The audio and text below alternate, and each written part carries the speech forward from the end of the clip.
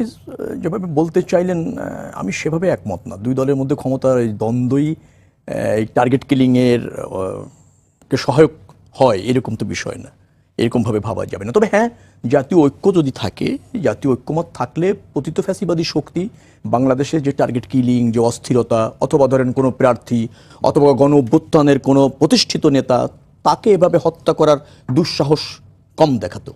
কারণ একটা জাতীয় ঐক্য যদি এমনভাবে হতো যে পতিত শক্তি কোনোভাবে আমাদের জন্য হুমকি হতে পারবে না, অথবা ধরেন আমাদের চ্যালেঞ্জ করতে পারবে না, অথবা গুপ্ত বলেন সুপ্ত বলেন কোনো ধরনের শক্তি প্রদর্শন করতে পারবে না, এই ধরনের একটা ঐক্য থাকলে ভালো।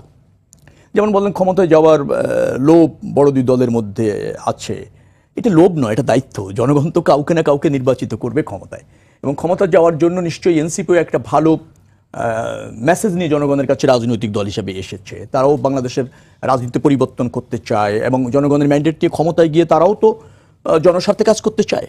তো এই প্রতিযোগিতা থাকবে। সমস্যাটা যেখানে হয়েছে সেটা আমার কাছে মনে হয়েছে এটা পরিকল্পিত একটা টার্গেট কিলিং। সেটা হচ্ছে যে বাংলাদেশের এই গণঅভ্যুত্থানে যারা ক্ষতি, যে ফ্যাসিবাদী শক্তির পতন হয়েছে, অথবা বাংলাদেশের স্বাধীনতা সার্বভৌমত্বকে যারা আধিপত্য বিস্তার করতে চায়, অথবা পতিত শক্তির দেশীয়, আঞ্চলিক এবং আন্তর্জাতিক যারা সহযোগী আছে, তাদেরই এটা আমার মনে হয় যে দায় নিতে হবে হত্যার জন্য। এই শক্তিকে কি চিহ্নিত করা এবং ব্যবস্থা গ্রহণ কি সরকারের পক্ষে সম্ভব? শক্তি চিহ্নিত, শক্তি নিয়ে অসুবিধা নেই, কিন্তু হচ্ছে হত্যাকারী চিহ্নিত না। হত্যাকারী এখনো গ্রেপ্তার হয়নি, হত্যাকারীকে চিহ্নিত করা দরকার। পতিত শক্তি তারা তো এটা জানান দিয়েই করছে যে তারা নির্বাচন বানচাল করতে চায়, তারা দেখে নেবে যারা এই গণঅভ্যুত্থানের নেতৃত্ব দিয়েছে, অথবা ধরেন যে সমস্ত রাজনৈতিক দল এখন ক্রিয়াশীল থেকে পতিত শক্তিকে নির্বাচনের বাইরে রেখে নির্বাচন করতে চায়, তারা সেটা হতে দেবে না, এটা তো প্রকাশ্যে তারা বলছে, প্রকাশ্যে বলছে। অতএব শক্তি চিহ্নিত, শক্তির সহায়তাকারী কারা সেটাও কিছুটা চিহ্নিত, কিন্তু প্রত্যক্ষভাবে হত্যার সাথে কারা জড়িত এবং এই হত্যাকাণ্ড নির্বিঘ্নে করে যেতে পারার ক্ষেত্রে কারা সহযোগিতা করেছে তারা এখনো চিহ্নিত না এবং গ্রেপ্তার না, সেটা দ্রুত হওয়া উচিত। আমি যতটুকু দেখলাম যে হাদি বেশ মুমূর্ষ অবস্থায় আছেন এবং খুব প্রতিবাদী কণ্ঠ ছিলেন। ঢাকা মেডিকেলের চিকিৎসকরা যারা তার অপারেশন করেছেন তারা একই কথা বলেছেন যে তিনি খুব ভালো অবস্থানে নেই। আমি কিলিংটা আমি যেটা দেখলাম আর কি, আপনার ওই কিছু তো আসছে আমাদের সামাজিক যোগাযোগের মাধ্যমে, একেবারে পেশাদারি কিলার ছাড়া এইভাবে সম্ভব না। মানে তারা একেবারে টার্গেট করেছে, তাকে ফলো করেছে, উপযুক্ত সময় খুঁজেছে, সে একটা অটোরিকশায় যাচ্ছিল এবং মনে করেছে যে তারা এইভাবে এই কাজটি করতে পারবে, সেভাবে তারা করেছে। অর্থাৎ এটা কোনো ইনসিডেন্ট না, অথবা কোনো প্রতিদ্বন্দ্বী দল অথবা প্রার্থীর এভাবে না, এটা একেবারে তারা তাকে অনুসরণ করেছে এবং নির্বিঘ্নে হত্যাকাণ্ড ঘটিয়ে চলে যেতে পেরেছে। আমার একটা জায়গায় একটু আস্থা আছে, সেটা হচ্ছে আমাদের আইন শৃঙ্খলা রক্ষাকারী বাহিনী। আপনি যদি বিগত দিন বলেন, অনেকগুলি এরকম হত্যা যেটা প্রথমে বুঝতেই পারা যায়নি কারা কোর্টে পালিয়ে গিয়েছে, কিন্তু সেটা তারা চিহ্নিত করেছে এবং গ্রেপ্তার করতে সক্ষম হয়েছে। এই হত্যাটিও আমাদের আইন শৃঙ্খলা রক্ষাকারী বাহিনী আমি নিশ্চিত তারা চিহ্নিত করতে পারবে এবং গ্রেপ্তার করতে পারবে। ক্ষতি যেটা হয়েছে সেটা হচ্ছে আমরা একজন রাজনীতিবিদের জীবন ঝুঁকিতে চলে গিয়েছে, আমি জানি না আমরা তাকে ফিরে পাবো কিনা। কায়ে মনোবাক্যে তার মানে আরোগ্য চাই, আমরা দোয়া করি, আরোগ্য চাই। কিন্তু এটা অন্য একটা মেসেজ দিচ্ছে যে যারা এই ফ্যাসিবাদী শক্তি পতনের জন্য পূর্বের থেকে ধরেন 17 বছর ধরে সক্রিয় ছিল, অথবা আন্দোলনের নেতৃত্ব দিয়েছে, সর্বশেষ পর্যায়ে এসে আবির্ভূত হয়ে সাহসের সাথে যে সমস্ত ছাত্র জনতা নেতৃত্ব দিয়েছে, তাদের জীবন হুমকিতে আছে, তাকে রাষ্ট্র কতটুকু প্রোটেক্ট করতে পারবে সেই জায়গায় মনোযোগ। তো এখন মানে ওনার অবস্থা বেশ ক্রিটিক্যাল, বেশ আশঙ্কাজনক, এবং লাইফ সাপোর্টে আছেন। সর্বোচ্চ চেষ্টা ওনারা করছেন, তবে এখন মানে খুব বেশি সম্ভাবনা হয়তো নেই ওনার বাঁচার। আমি চাই যে দেশবাসী যারা দেখছেন সবাই ওনার জন্য দোয়া করবেন। আমার মনে একমাত্র এখন দোয়াটাই হয়তো বা কাজে দেবে, এছাড়া আসলে খুব বেশি সুযোগ নেই আর কি ওনার আসার। একই সাথে এই প্রসঙ্গটি একটু শোনার চেষ্টা করছি আপনার কাছ থেকে। আমরা সবাই শোকাহত, মর্মাহত যে এই হামলার পিছনে যেটা আমরা গণমাধ্যমে শুনলাম যে আসলে তার উপরে হত্যার হুমকি ছিল বা তাকে দেখে নেওয়ার কিছু হুমকি ছিল, তার এই ব্যাপারগুলো কি আপনারা জানতেন বা আপনাদের সাথে কখনো আলোচনা হয়েছে বা তিনি কি আলোচনা করেছেন? হ্যাঁ, উনি তো এটা অনেকবারই প্রকাশ্যেই, আপনি গণমাধ্যমগুলো বলেন সব জায়গায় তো এগুলো বলেছেন যে ওনাকে রেগুলার বেসিসে ফোন কল, মেসেজ, তার ফ্যামিলিকে হুমকি দেওয়া হতো মারার, তার প্রতি তো ছিলই। এবং কয়েকদিন আগে একটা সময় টিভিতে একটা আমি দেখলাম, তার ইন্টারভিউ দেখলাম, সেখানে উনি বলেছেন। তো এইটা তো আছে, এটা আসলে ধরেন এটা ইনক্লুডিং মানে আমি বা আমরা যারা আছি আমাদের রেগুলার বেসিসে কিন্তু অনেক রকম হুমকি ধামকি ফোন কলস এগুলো আসছে। এবং জুলাই গণঅভ্যুত্থানের পরবর্তী সময়ে আসলে আম, আপনি দেখবেন যে তরুণ যারাই ফেস হিসেবে আছে না কারণ তাদের সবাইকেই মোটামুটি টার্গেট করে রাখা হয়েছে। এবং অনেকবারই কিন্তু অনেক জায়গায় আমাদের উপরে হামলা, তারপর আমাদের অফিসের সামনে রেগুলার বেসিসে ককটেল বিস্ফোরণ হয়। এবং গোপালগঞ্জের ইনসিডেন্ট আপনার মনে আছে হয়তো। তো এই আওয়ামী লীগের যেসব সন্ত্রাসী বাহিনী যারা আছে এবং দেশেও এখনো যারা রয়ে গেছে, তার উপরে 1300-র উপরে অস্ত্র এখনো কিন্তু ফেরত নিতে পারেনি, এগুলো এখনো মানে লুট করেই তারা রেখেছে। তো এই জায়গাগুলো তো একটা বড় ব্যর্থতা সরকারের, এবং সরকার এগুলো কিন্তু জানা সত্ত্বেও আমাদের নিরাপত্তার ক্ষেত্রে তাদের কোনো ভূমিকা নেই। আমাদের জন্য আলাদা কোনো ভাবে, অবশ্য আমরা কেউ চাইও নি যে আমাদেরকে আলাদা করে কোনো নিরাপত্তা দিন। তো আমরা চেয়েছি যে বাংলাদেশের রাজনৈতিক পরিমণ্ডলে রাজনৈতিক দলগুলোর মধ্যে সুস্থ চর্চার মাধ্যমে যে পরিমণ্ডলটা তৈরি হবে এবং আমাদের সরকার দায়িত্বশীলভাবে আমাদের ল এনফোর্সমেন্ট যেই ডিপার্টমেন্ট আছে তাদেরকে যেভাবে প্রয়োগ করবে, তাতে আমরা এক্সপেক্ট করেছিলাম হয়তো এই 1.5 বছরে একটা সুন্দর পরিবেশে আমরা আসতে পারবো। কিন্তু আমরা দেখতে পাচ্ছি তফসিল ঘোষণা হওয়ার আগেই জামাত ইসলামী, বিএনপি বা এরকম রাজনৈতিক দলগুলো অস্ত্রের মহড়া, তাদের মধ্যে অন্তর্কন্দল, তাদের মধ্যে অনেক রকম বিভাজনের জায়গা আমরা দেখতে পাচ্ছি। এবং এটার সুযোগটা কিন্তু আমরা যে এই শক্তির কথা বারবার বলছি, যারা আসলে চায় না একটি সুষ্ঠু সুন্দর নির্বাচন হোক বা সুন্দর পরিবেশ বাংলাদেশে বিরাজ করে, তারা সেই সুযোগটা নেওয়ার চেষ্টা করছে। এটা আমাদের নিজেদের বিভাজন হওয়ার ফলে যেই বড় রাজনৈতিক দল দুটি আছে বিএনপি এবং জামাত, তাদের নিজেদের অন্তর্কন্দল এবং ক্ষমতায় আসার যে একটা খুব মানে লোভের একটা জায়গা, এই জায়গাটার জন্য হয়েছে। এবং দিন শেষে তরুণরাই বা যারা আসলে জুলাই গণঅভ্যুত্থানের সামনের থেকে লড়াই করেছে, এরাই সাফারার হবে, আমরাই মারা যাব। আমাদের রাজনৈতিক দলের যারা নেতারা আছেন তারা সুন্দর মতো সংসদে যাবে, বসবে, প্রধানমন্ত্রী হবে, তাদের আসলে কিছু যায় আসবে না। এবং আমি মনে হয় না তাদের আসলে সেরকম সাফারও করতে হবে। তো আমার মনে হয় যে এই রাজনৈতিক দলের যারা আছেন তাদের জুলাই গণঅভ্যুত্থানে যেই ছাত্র তরুণ নেতারা আছেন তাদের প্রতি কিছুটা হলেও তাদের প্রতি একটা সহমর্মিতা বা তাদের প্রতি গ্রেটফুলনেস থাকা উচিত। এবং সেই জায়গা থেকে তাদের উচিত বর্তমানে বাংলাদেশে রাজনৈতিক দলগুলো থেকে অন্তত যেন কোনো রকম মানে অস্ত্রের ঝনঝনানির কোনো রকম ঘটনা না আসে, সেটা নিশ্চিত করা। অগণতান্ত্রিক কোনো প্রক্রিয়ার উত্থান ঘটুক সেটা আমরা চাই না। সাহেব মুস্তাফিজ, অসংখ্য ধন্যবাদ আপনাকে। শেখ লম্বে আসতে চাই। সাহেব মুস্তাফিজ যেটি বলছিলেন যে ক্ষমতার বড় দলগুলোর মধ্যে ক্ষমতা কেন্দ্রিক দ্বন্দ্ব, সেটি একটি প্রসঙ্গ। আবার সৌরভ ভাই বলছিলেন যে সরকার এবং আইন শৃঙ্খলা বাহিনী চট্টগ্রামে 1 আসনের প্রার্থীর উপরে যে হামলা হয়েছে, আরও 2-1টি আসনে জায়গাতে যে নেতাকর্মীদের মধ্যে সংঘাত সহিংসতার প্রসঙ্গ হয়েছে, সেক্ষেত্রে যথাযথ ব্যবস্থা গ্রহণ করলে এই অবস্থা হয়তো ঘটতো না। যে প্রশ্নটি আসলো, সাহেব যেটা বললেন সেটাও কিন্তু আমলে নেওয়া উচিত। সেটা হচ্ছে গণ অভ্যুত্থানে বিজয়ী দলগুলোর মধ্যে এখনকার যে সম্পর্ক, পারস্পরিক টানাপোড়েন, বাদানুবাদ, এমনকি একে অপরকে গণশত্রু হিসেবে চিহ্নিত করা, অমুক দল ক্ষমতায় গেলে সর্বনাশ হয়ে যাবে, অমুক দল ক্ষমতায় না যেতে পারলে সর্বনাশ হয়ে যাবে, এই মানসিকতা কিন্তু রাজনৈতিক মানে সামাজিক অস্থিরতা তৈরি করে, রাজনৈতিক অস্থিরতা তৈরি করে। আপনি আমরা পুরানো মানে কি বলে সাবেক বিতাড়িত ফ্যাসিবাদ, বিতাড়িত স্বৈরতান্ত্রিক শক্তি, তার বিরুদ্ধে লড়াই করব, কিন্তু সেই লড়াইয়ে নিজেরা কোন পক্ষে যাচ্ছি সেটাও বোধহয় চিহ্নিত করা দরকার। যেমন জানি না যে জামাত ইসলামের যে আমির যে বিবৃতিটা দিলেন, শোক প্রকাশ করলেন, সেখানে কিন্তু একটু মনে হয় যে হয়তো তিনি তার রাজনৈতিক প্রতিপক্ষের প্রতি ইঙ্গিত করেছেন কিনা। ভিন্ন মতের কারণে এরকম একজন প্রার্থী গুলিবিদ্ধ হবেন বা আক্রমণের শিকার হবেন, এটা মেনে নেওয়া যায় না, এটাই বলছেন তিনি।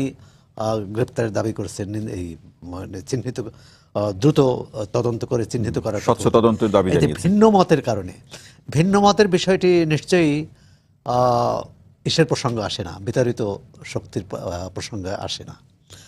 তাহলে এখানে রাজনৈতিক বিভাজন বা রাজনৈতিক বৈরিতার প্রশ্ন আসে।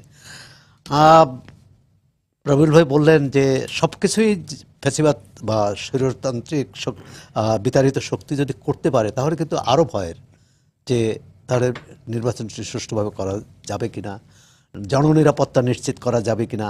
আবার অনেকগুলো, এটা যেমন ন্যাক্কারজনক ঘটনা, পুরনো ঢাকায় যে হত্যাকাণ্ড হলো, চট্টগ্রামের কথা তো বলাই হলো, এবং সেখানে একজন খুলনায় আদালত চত্বরে একইভাবে আদালত চত্বরে 2 জনকে হত্যা করেছে।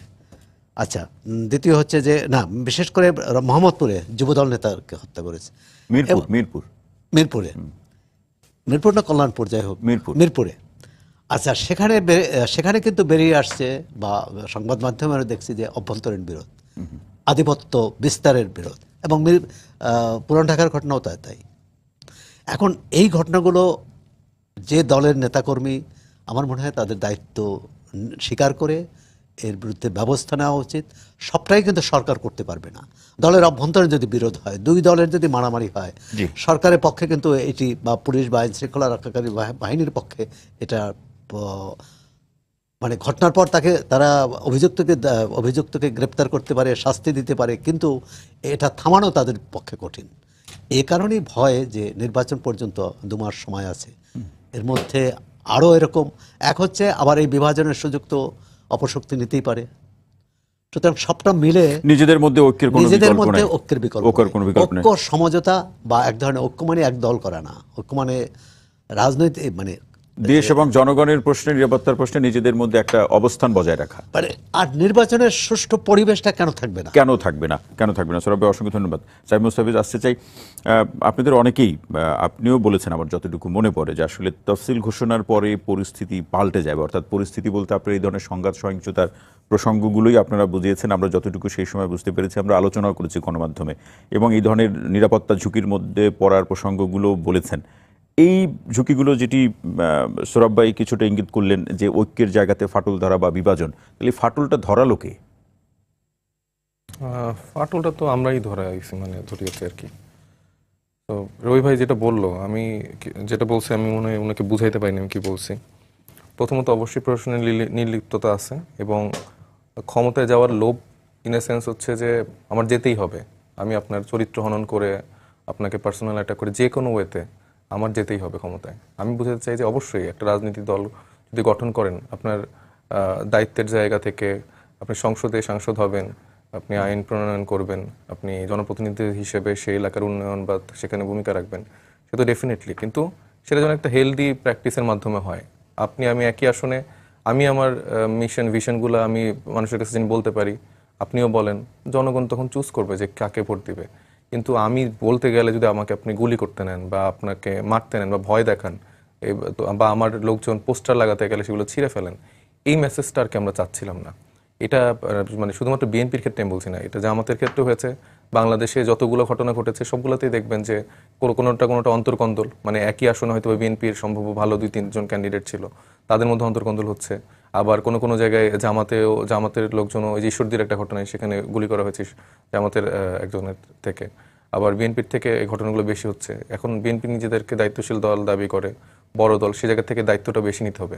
কারণ যখন আমরা সোসাইটিতে বা আমাদের মাঠ পর্যায়ে এরকম প্র্যাকটিসটা যখন আমরা দেখাবো, তখন সত্যিকারের অর্থে যারা আওয়ামী লীগের ফ্যাসিবাদের যারা বাংলাদেশে রয়ে গেছে, বা যারা এই অপচেষ্টাগুলো করছে, তারা সেই সুযোগগুলো নিতে সহজ হয়। কারণ আমার আপনার মধ্যে যদি কোনো ঝগড়াই না থাকে, বিবাদই না থাকে, তখন একজন আসলে কিন্তু জামাতের যে আমিরের কথাটা বললো, আমি কিন্তু ওইভাবে কিন্তু মন্তব্য তখন করতে পারবো না যে ভিন্ন মতের জন্য হয়তো তাকে মারা হয়েছে। কারণ আমি জানি যে আমাদের মধ্যে কোনো ঝামেলা নাই, তাইলে হচ্ছে যে কেন ভিন্ন মতের জন্য কেউ মারতে পারে। আমাদের মধ্যে ঝামেলা আছে, আমাদের মধ্যে অনৈক্য আছে দেখেই অন্য কোনো শক্তি এসেও এই কাজ করলে তারপর এখানে রাজনৈতিকভাবে দেখা যাচ্ছে যে মানুষ সুযোগ নিতে পারছে, যেটা আসলে খুবই নোংরা। এটাকে আমি কোনোভাবেই সাপোর্ট করি না। তবে আমি আশা করব যে প্রশাসন 24 ঘন্টার মধ্যে, কারণ অলরেডি অনেকগুলো ফুটেজ বের হয়েছে, তাদের অবশ্যই এই খুনি কারা তাদেরকে চিহ্নিত করে দ্রুত আইনের আওতায় এনে সর্বোচ্চ শাস্তির ব্যবস্থার মধ্য দিয়ে নিয়ে যেতে হবে, এবং দৃষ্টান্ত বাংলাদেশে রাখতে হবে কিছু, যে এইভাবে কেউ পার পেয়ে যেতে পারবে। কারণ রিসেন্টলি যতগুলো ঘটনা ঘটেছে, সবগুলাই মেসেজ দিচ্ছে যে হ্যাঁ, এগুলো সম্ভব, এটা করেন বা করো। তো এই জায়গাটা বন্ধ হইতে হবে, স্টপ হইতে হবে।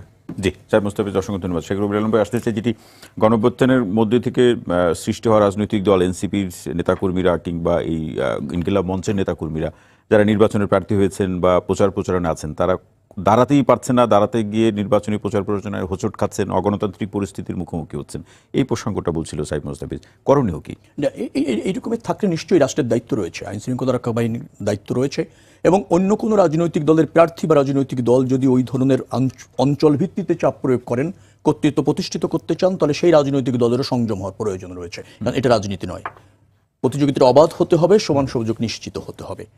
আপনার সাথে আমার পার্থক্য হবে শুধু ভোটের